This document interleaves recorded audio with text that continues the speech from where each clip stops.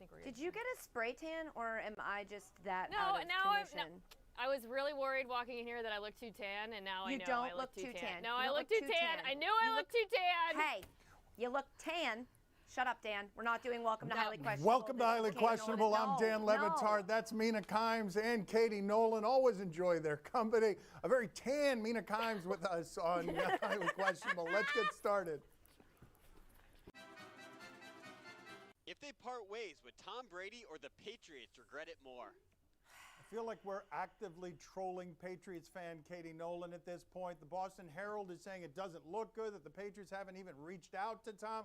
And Jeff Darlington puts his name on the strongest comments I've heard from a reporter so far. This isn't speculation. This is informed reporting that turns it into speculation, but it's informed. And here are his words on this. We need to wrap our minds around the fact that it is far more likely than not that Tom Brady will not be back with the Patriots. I am now at the point where I would be stunned if Tom Brady returns to the Patriots.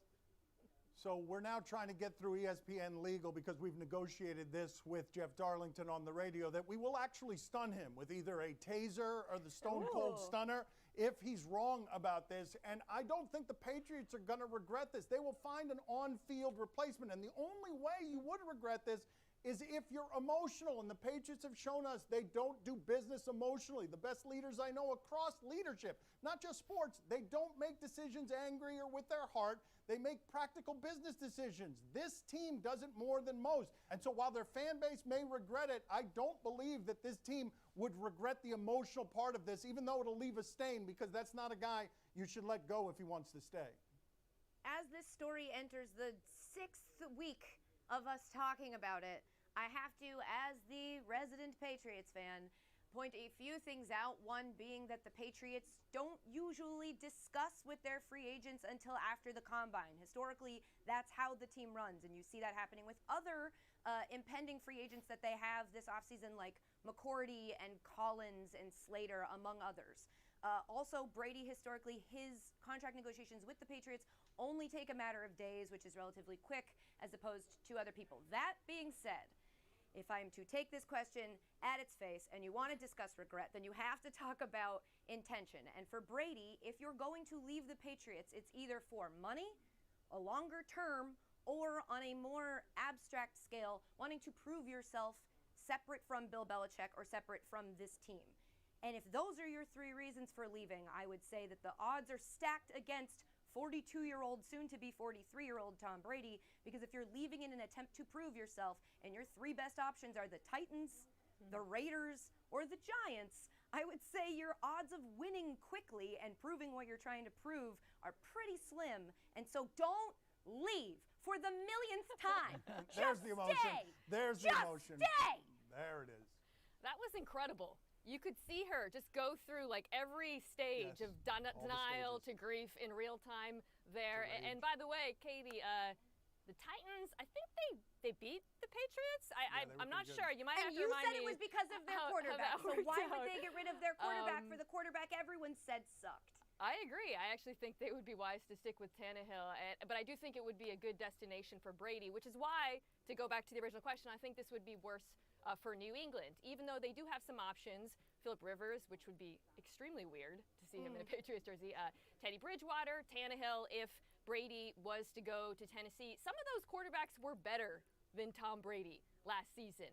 But they're not better for New England, because New England would rather roll with Brady in the offense they have, add a few weapons, not, eat up any dead money. They would like to stick with him, I think, which is why this would probably be worse for the organization. I think that's interesting what you're saying, because I feel like Teddy Bridgewater fits so perfectly there. He's 27 years old. He's a veteran. He cares about winning in a way that he declined the Dolphins' starting job so he could be a backup in New Orleans. He was undefeated last year. He's still young enough that I feel like if Belichick replaces Brady with Bridgewater, my guess is that they don't slip a whole bunch. Also, TB. He's TB. That's probably the best stat for why he fits. From one TB to another TB, easy transition. Yeah. Nobody was asking you, Katie. I was asking Mina. You're right. Fair. One other stat, Dan. Teddy actually threw for fewer completed air yards per attempt than Brady in those wins last year. So I'm not sure how much of an upgrade it would be. Do you expect the NFL players to vote against the 17th game because Aaron Rodgers doesn't like it? DeMaurice Smith does not expect that, because DeMaurice Smith, the head of the union, is telling us that he expects the players to agree to this. But Aaron Rodgers went on Twitter yesterday and explained, after talking to his locker room, explained why he would vote no. And while I think that Aaron Rodgers is a great messenger, and I believe that the players in that league look at Aaron Rodgers, who's going to be on the right side of things when it comes to doing whether it's math or just the care for their safety, I can also see the guys on the bottom ends of the roster who are getting a 20% raise when they play the 17th game, looking at Aaron Rodgers and saying, I don't want Aaron Rodgers and all the money he makes deciding this for me. I think that's one of the reasons that you've got these sides divided. There's a pay gap already involved, and when you're making them choose between Aaron Rodgers and more money, a lot of guys are going to take more money. God, you love Aaron Rodgers so much, Dan. It's really palpable. Like, you can feel it through the screen. He's so good.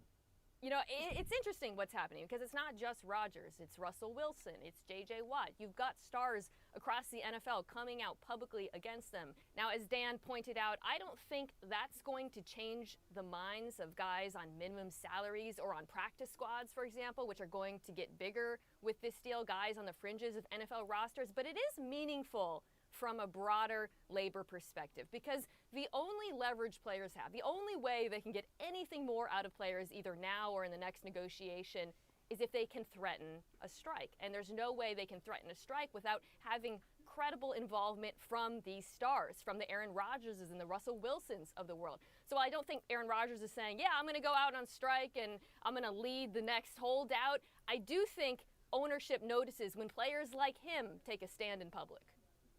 Players like him, which, as you pointed out, Russell Wilson, because God, you just love Russell Wilson. Yeah, so much, thank you, so Katie. palpable. Thank you, like, Katie. Yeah, I love how Thank he's you. going to be on my team next year. That'll be yeah, nice. sure. Tom Brady has not, I don't think, made a public stance about how he feels about the CBA, so I will withhold judgment until then. No, what's interesting to me is that Rodgers was one of, 14 of these 32 team representatives who dissented.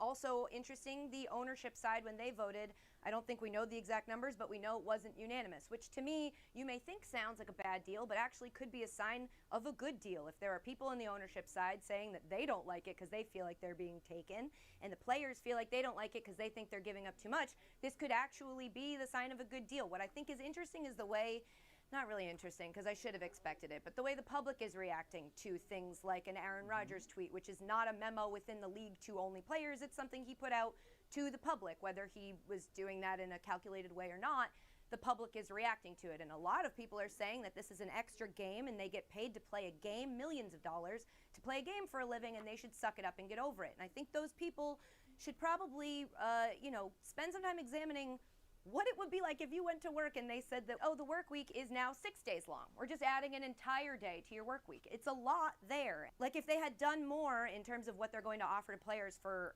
health benefits, I think that probably would have made that 17th game easier to swallow. Mina, it's one of the great befuddlements of my sports lifetime. I don't understand why so many people watching this, the ones that Katie is talking about here, who are labor, when it comes to management disputes with labor in these places, they talk about the guys who risk their health and the labor in poor terms when they're out there playing a game, and the guys who aren't being injured but are making more money at the top of the food chain, because NFL franchises never lose money. I don't understand why they never side with the players. Well, they're not siding with the owners. They're siding with the teams. And I think that's ultimately why this always happens whenever we have a discussion like this. I do mention Russell Wilson a lot. You're right. I just remembered. Last time you were on the show, I did it then, too. You were right. You did? Yeah. Did you? You always do. Yeah, I know. Last time you were here, I feel like I did this and showed a clip that might have involved Russell Wilson. Oh, there it is. Yes, This doesn't there even it is. make sense! Wow, you There's walked no right into it. relevance! What do you mean it No, doesn't make sense? It doesn't make any sense! It doesn't make any sense to not run the You know ball in what? that situation. You're absolutely right, Dan. I agree. At some point, maybe not today, maybe not tomorrow, your ratings are going to decline rapidly in Seattle. You will pay for this. Coming up next on my son Stevie show. Yeah, That was me playing amazing. my It's like a Let's flute. make a I get it. sports It's like a show. pan flute. No, flute's this Yeah. way. Oh. Oboe? It was like a clarinet. I played the clarinet. But a in middle clarinet school. would sound more like Yeah, the sound isn't right. It's a sports show, so. To play the game that just found out, thanks to Wikipedia, that Dan's nickname is Baby Hippo. Do you question it?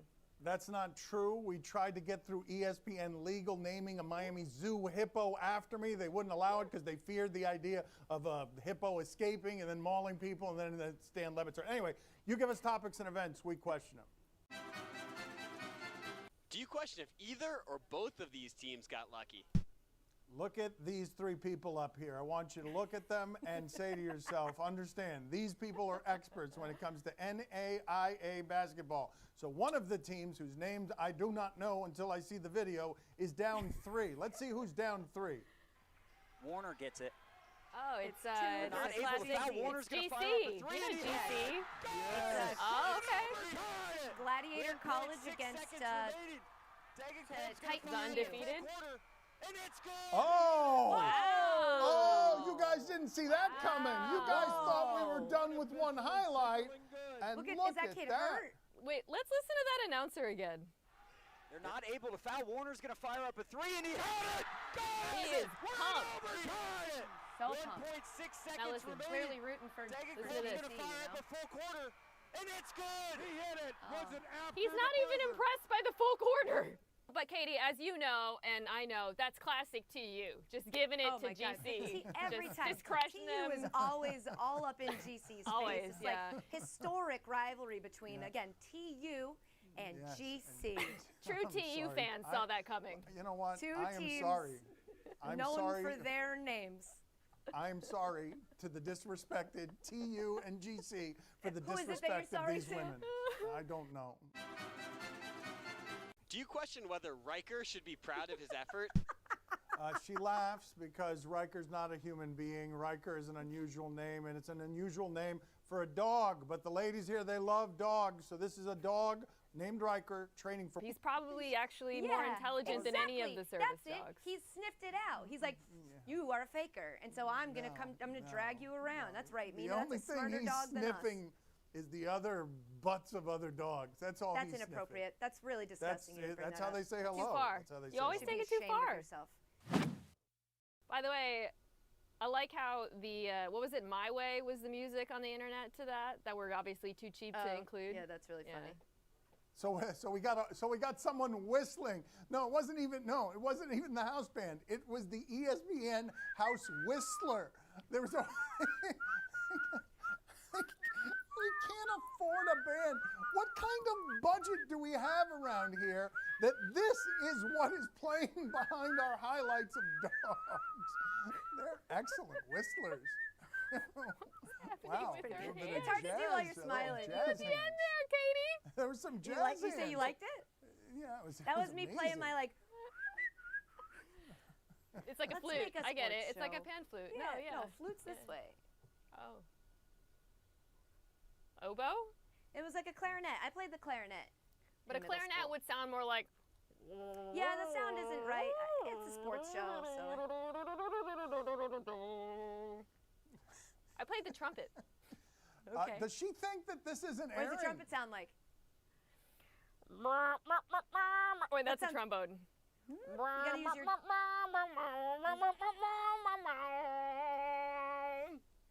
That's an electric guitar. What was A that? horrific ragtime is what I identify that as. Listen, I was first chair until I got braces. Can you not do an instrument, man? Saxophone! Saxophone! coward. Saxophone! Saxophone. I can't do it. Saxophone! How about the air guitar? I've been known to No. do some air guitar. No, No, that's not good enough. no. It's got to be a wind instrument or a Brass band, you coward. trombone, you guys want perhaps. like brass Something band? from the That's brass what you want from sections. me. Yeah. Do the trombone, which maybe a little nobody fl- will. maybe a little yeah, pan yeah. I can't make the noise though, but That's the whole I'm gonna point. stop doing this. No. that? I messed it up. Coming up next on my Soul Stevie show. What went into that milkshake, and how did you gain so much weight from it? All right, you like it, Jordan. It was a big old NutriBullet, and I did like 7 scrambled eggs, cottage Ew. cheese, oatmeal, Ew. Gatorade, peanut butter, and banana, and basically Ew. just blended that puppy up and. Thursday. We go camping. Like sleep in a tent camping? Yeah, it's camping. Welcome Jay is our outdoorsy guy. to Jay's World. This is his arena.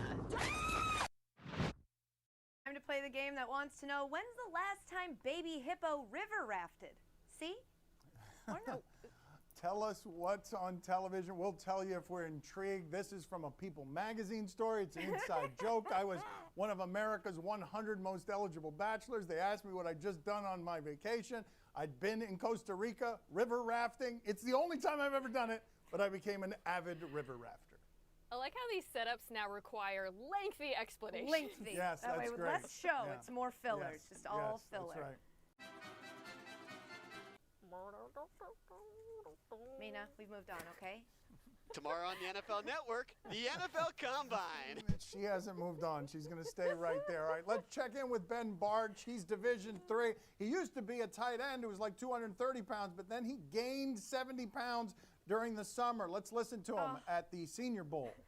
So I was reading about you. You have to tell me about this milkshake that you used to take in order to gain all this weight from being a tight end to an offensive tackle. Just tell me, what Jordan. went into that milkshake and how did you gain so much weight from it? All right, you'd like it, Jordan. It was a big old NutriBullet, and I did like 7 scrambled eggs, cottage Ew. cheese, oatmeal, Ew.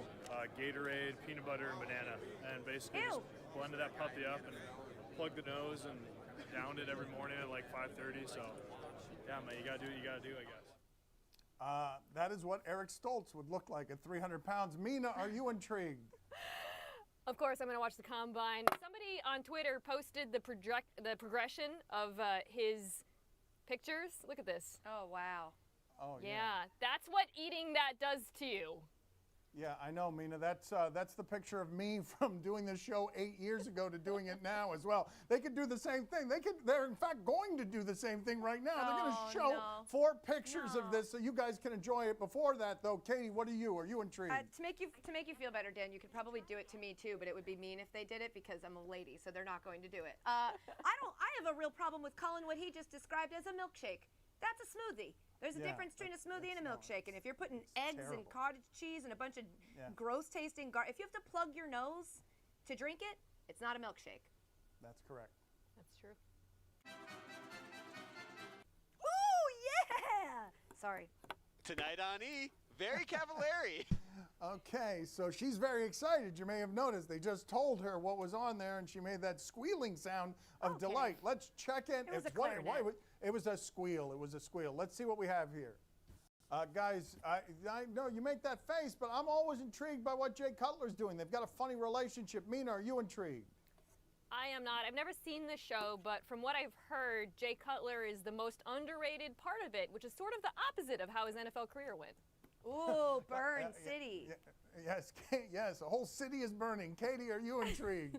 Of course I'm intrigued, and I will say, hint, hint, wink, wink, if you don't want to watch the whole show, somebody on the internet just edits together the best Jay Cutler scenes, and you can watch that a lot quicker. Don't tell him I told ya, or whatever. We are out of time. Mina Kimes has 2 podcasts you should check out. Her podcast with Lenny the dog, if you want to know about football, or more broadly, ESPN Daily. Katie, you could catch her this evening or next morning at 1 a.m. ESPN2. That's a long day for her. That's a long day. The critic is unmatched. What about like a harmonica? That's a dead cat. That's a dying cat, is what that is.